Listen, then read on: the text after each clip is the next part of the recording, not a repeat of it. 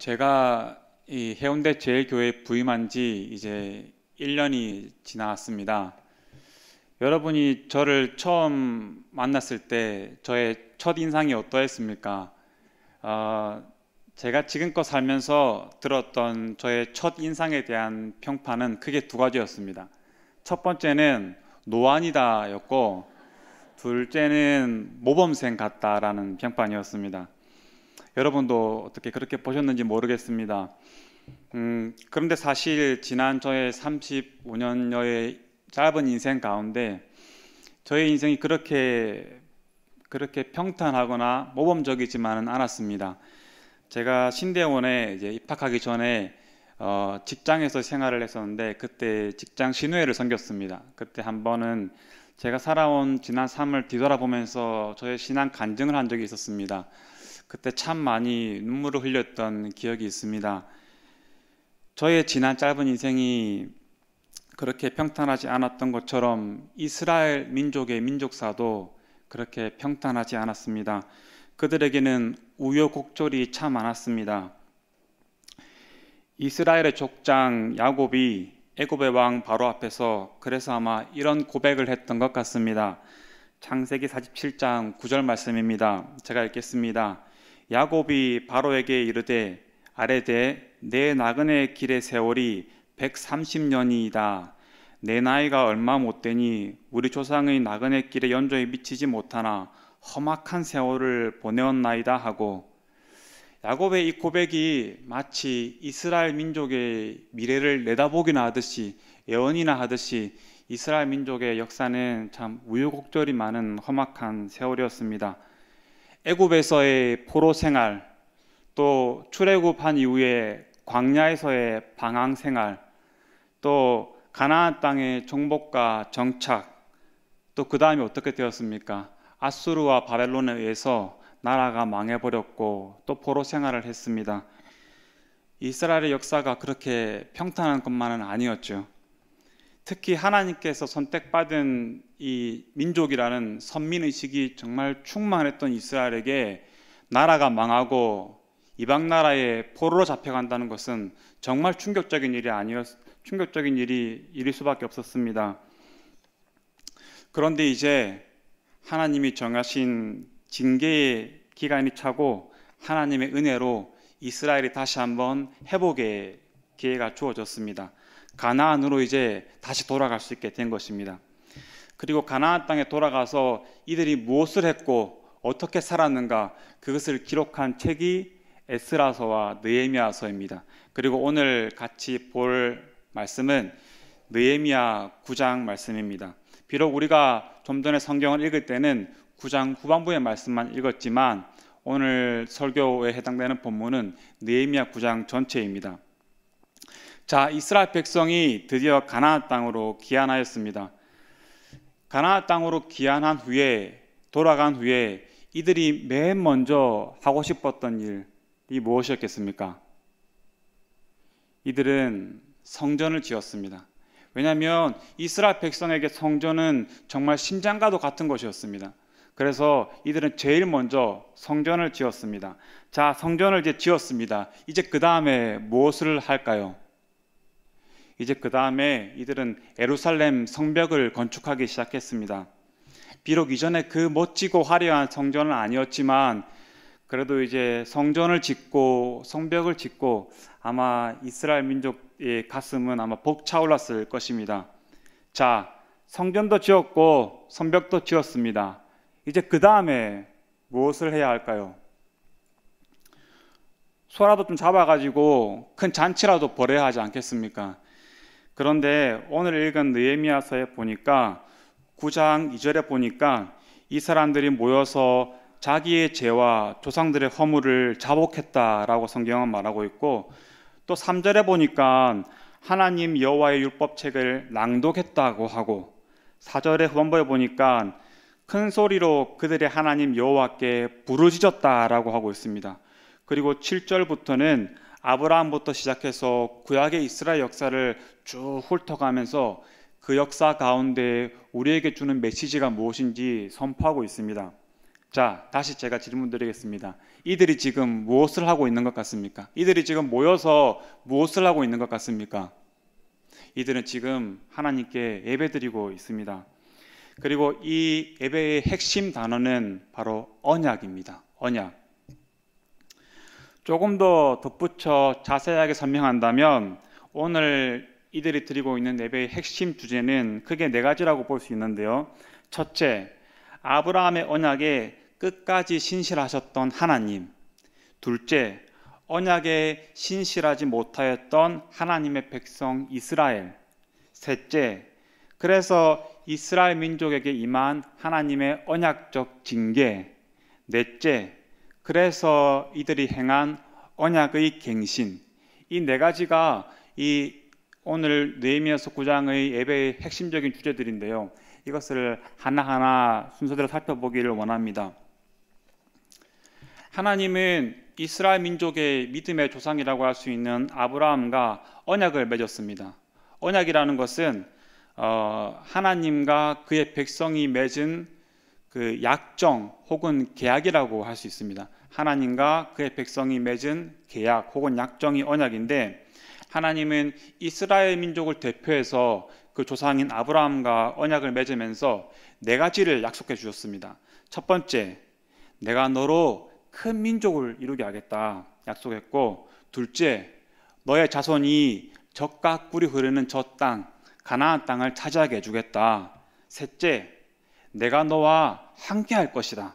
넷째, 너로 말미암아 땅의 모든 족속이 복을 얻을 것이다. 이렇게 하나님은 네 가지를 아브라함에게 약속해 주셨습니다.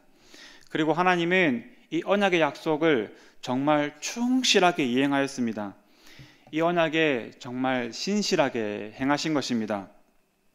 이스라엘 민족이 하나님을 불신하고 또 불순종하고 교만했을 때에도 하나님은 비록 때때로 언약적 징계를 주시긴 하셨지만 하나님은 오래 참으시고 용서하시고 언약을 끝까지 지키셨습니다. 이스라엘의 역사가 하나님의 이 신실하심을 증거하고 있습니다. 하나님은 정말 아브라함의 후손을 크게 번성시키셨고 이스라엘 민족과 함께 했습니다. 그 증거로 성막을 주신 것입니다. 성막이 하나님과 함께 하신다는 증거거든요. 하나님은 이 약속대로 언약대로 이스라엘 민족에게 가나안 땅을 주셨습니다. 9장 25절 말씀입니다. 우리 다 같이 한번 읽겠습니다. 시작. 그들이 견고한 성읍들과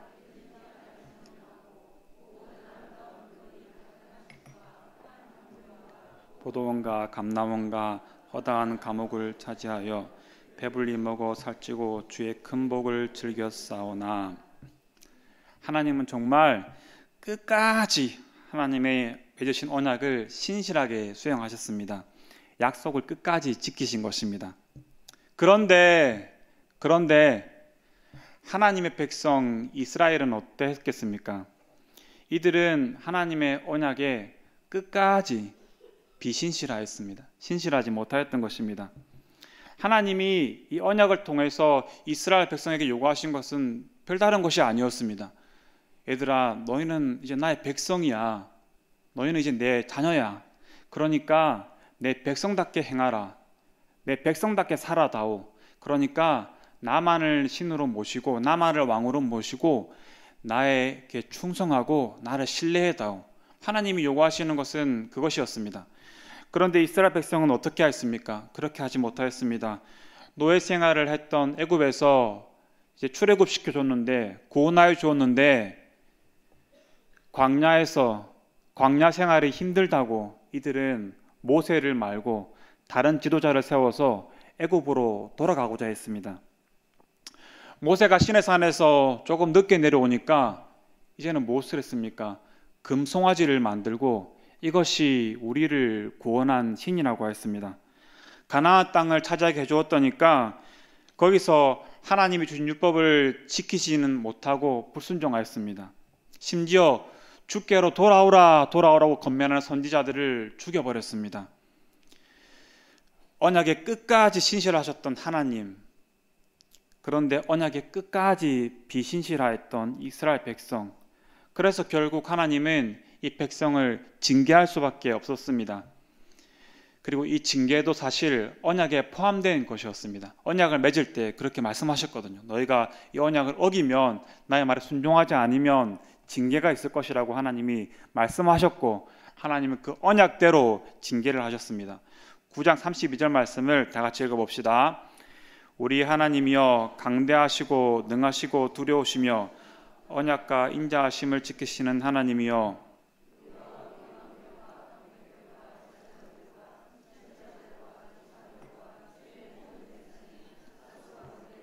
오늘까지 당한 모든 환난을 여기지 마옵소서. 이스라엘의 역사 가운데 증거되었던 하나님은 진짜 능하시고 두려우시며 언약과 인자하심을 지키시는 하나님이었습니다. 그러나 이스라엘의 왕, 제사장, 선지자들 모든 백성은 이 언약에 신실하지 못하였습니다. 그래서 이스라엘 민족은 하나님 앞에서 환난을 당하였습니다. 그리고 그 환난과 징계가 지금까지도 이어지고 있다고 이들은 탄식합니다. 36절 말씀을 제가 읽겠습니다. 우리가 오늘날 종이 되었는데 곧 주께서 우리 조상들에게 주사 그것의 열매를 먹고 그것의 아름다운 소산을 누리게 하신 땅에서 우리가 종이 되었나이다. 이 한글 성경에는 이렇게 히브리어 원문에 있는 성경에 있는 단어가 다 이제 충분히 번역이 되지 않았는데요. 그 단어가 바로 힘내라는 단어입니다. 히브리어로 힘내라는 단어인데 이것은 한글말로 하면은 보라 이런 뜻입니다. 보라. 이것은 그 문법적으로 보면은 지시 감탄사라고 볼 수 있는데요. 이 단어가 오면은 그 뒤에 있는 문장을 좀 강조하고 그 문장에 관심을 집중시키는 그런 역할을 하는 단어가 바로 히브리어 힘내라는 단어입니다. 이 힘내라는 단어를 살려서 이 36절을 다시 한번 번역해 보면 이렇게 말할 수 있습니다. 보라, 우리가 오늘 종이 되었는데 곧 주께서 우리 조상들에게 주사 그것의 열매를 먹고 그것의 아름다운 소산을 누리게 하신 땅에서 보라, 우리가 종이 되었나이다. 이 힘내라는 감탄사의 사용과 더불어 우리가 종이 되었나라는 이 문장의 반복을 통해서 지금 이스라엘 백성은 우리가 하나님이 주신 그 땅에서 종이 되었다고 탄식하고 또 탄식하며 있는 것입니다. 자, 언약에 끝까지 신실하셨던 하나님, 그러나 언약을 끝까지 지키지 않았던 이스라엘 백성, 비록 가나안 땅에는 돌아왔지만 여전히 이방 나라의 종살이를 하고 있습니다. 이제 이스라엘 백성이 무엇을 해야 할까요? 가나안 땅에는 돌아왔는데 성전도 짓고 성벽도 지었는데 이제 무엇을 해야 할까요? 여러분이 만약 이스라엘 백성이라면 무엇을 했을 것 같습니까? 9장 38절 말씀을 다 같이 읽어보겠습니다. 우리가 이 모든 일로 말미암아 이제 견고한 언약을 세워 기록하고 우리의 방백들과 레위 사람들과 제사장들이 다 임봉하나이다 하였느니라. 이들이 한 일은 하나님과 견고한 언약을 다시 세워 기록한 것이었습니다. 언약을 다시 갱신하는 것이었습니다. 여러분, 이것이 예배의 핵심입니다. 오늘 설교의 제목처럼 예배, 언약의 갱신, 이것이 예배의 핵심입니다. 그리고 이것은 오늘날 우리가 지금 해운대 제일교회에서 주일날 드리고 있는 예배에도 동일하게 적용이 되는 것입니다. 매 예배 시간마다 우리는 언약에 신실하셨던 하나님, 우리의 부족한 모습에도 불구하고 끝까지 자비하시고 우리를 용서하시고 언약을 끝까지 수행하시는 하나님을 봐야 합니다. 그리고 이 하나님 앞에 우리는 얼마나 신실하지 못하였는지를 봐야 합니다. 그리고 이어서 이렇게 고백해야 합니다. 돌아오는 이번 한 주는 내가 달라지겠다. 내가 지난주와는 달라지겠다. 하나님의 언약에 내가 이번 주에는 더 신실하게 내가 임하겠다. 그런 마음의 다짐을 가지고 한 주를 시작해야 하는 것입니다. 여러분, 매주일 드리는 예배를 드릴 때마다 이것을 꼭 기억하십시오. 예배는 언약의 갱신이다. 이전에 하나님과 맺은 이 언약서에 다시 내 이름을 적는 것입니다. 다시 내 이름을 갱신하는 것입니다. 이것이 우리가 예배를 드리는 이유고 바로 예배가 언약의 갱신인 이유입니다. 이것을 한번 결혼을 비유를 들어서 한번 설명해 보겠습니다. 저희 교회는 이제 결혼 예식을 하면 신랑 그 예식 가운데 결혼 서약서를 이렇게 주고 신랑 신부가 그것을 이제 서명을 하는 그런 시간이 있습니다. 제가 저희 교회의 그 결혼 서약서 내용을 한번 이렇게 읽어보겠습니다. 먼저 신랑이 신부에게 하는 서약의 내용입니다. 신랑이 신부에게 나 누구누구는 지금 곁에 서 있는 신부 누구누구를 하나님께서 짝지어 주신 나의 아내로 맞이하여 기쁠 때나 슬플 때나 건강하거나 병들거나 부유하거나 가난하게 되는 모든 경우에 예수님처럼 평생 사랑하고 존중히 여기며 도와주고 보호하며 진실한 그대의 남편으로 일정한 부부의 대의와 정조를 지키기로 굳게 서약합니다. 다음으로 제가 신부가 신랑에게 하는 서약의 내용을 한번 읽어드리겠습니다. 신부가 신랑에게 나 누구누구는 지금 곁에 서 있는 신랑 누구누구를 하나님께서 짝지어 주신 나의 남편으로 맞이하며 기쁘고 즐거울 때뿐 아니라 슬프고 괴로워 삶이 원망스러울 때에도 실패하고 무력감에 낙심하였을 때에도 항상 당신과 함께하여 그리스도 안에서 평생 사랑할 것을 서약합니다. 분명히 이 결혼식을 할 그때만 해도 이 신랑 신부는 아마 콩깍지가 끼어가지고 서로 너무 좋아가지고 이제 기쁜 마음으로 서약을 했을 것입니다. 그런데 결혼을 하고 10년이 지나고 20년이 지나고 서약서를 어디 두었더라? 이사하면서 버렸던가? 또 내가 뭘 서약했는지도 기억나지도 않는 것입니다. 그때 부부가 다시 한번 테이블에 앉고 두 손을 마주 잡고 사랑의 눈빛을 교환하면서 이 서약서에 다시 한번 이름을 쓰는 것입니다. 이미 내가 그때 적었던 내 서명, 내 이름이 잉크가 다 빛이 바래버렸는데 다시 한번 거기다가 내 이름을 쓰고 서명하는 것입니다. 이것이 바로 언약의 갱신입니다. 그리고 이것이 매 주일 예배 시간에 우리가 해야 될 일인 것입니다. 그런데 너무나 안타까운 소식이 하나 있습니다. 너무나 안타까운 일이 있습니다. 빛과 소금으로 세상을 변화시켜야 할 이 교회가 오히려 세상의 세속적인 문화로 영향을 받아서 우리가 예배를 드리는 태도가 변질되어 가고 있다는 것입니다. 세상의 소비지향적인 문화, 나 중심의 문화 영향을 받아서 정말 우리가 예배의 주인이 되어 가고 있고 내가 예배의 좋고 나쁨을 판단해 버리고 있는 것입니다. 오늘 찬양이 참 좋았더라, 나빴더라. 오늘 목사님 말씀이 내 마음에 들더라, 별로 내 마음에 안 들더라. 내가 모든 것을 판단해 버리는 것입니다. 마치 예배는 교회가 주는 종교 서비스가 되어가고 있고 우리는 그 서비스를 즐기는 고객이나 주인이 되어가 버리고 있는 것입니다. 여러분, 내 마음을 즐겁게 하려고 내 마음을 흡족하게 하려고 예배를 드리는 것이 아닙니다. 예배는 언약의 갱신으로서 하나님이 어떠한 분이신지를 발견하고 내가 그 앞에서 어떠한 인간인지를 발견하고 내가 이제 하나님 앞에서 어떠한 인간이 되어야 하는지를 발견하는 것입니다. 바로 언약의 갱신 시간입니다. 여러분, 예배가 이 언약의 갱신 의식임을 절대 잊지 마시기 부탁드립니다. 그래서 돌아오는 주일 예배부터는 우리가 정말 예배가 무엇인지 알고 그래서 참된 예배자로서 참된 예배를 드리는 우리 해운대 제일교회가 되었으면 좋겠습니다. 이제 마지막으로 한 가지만 더 살펴보고 설교를 마치고자 합니다. 우리 아까 읽었던 말씀인데 다시 한번 읽어보겠습니다. 9장 38절 말씀입니다. 우리가 이 모든 일로 말미암아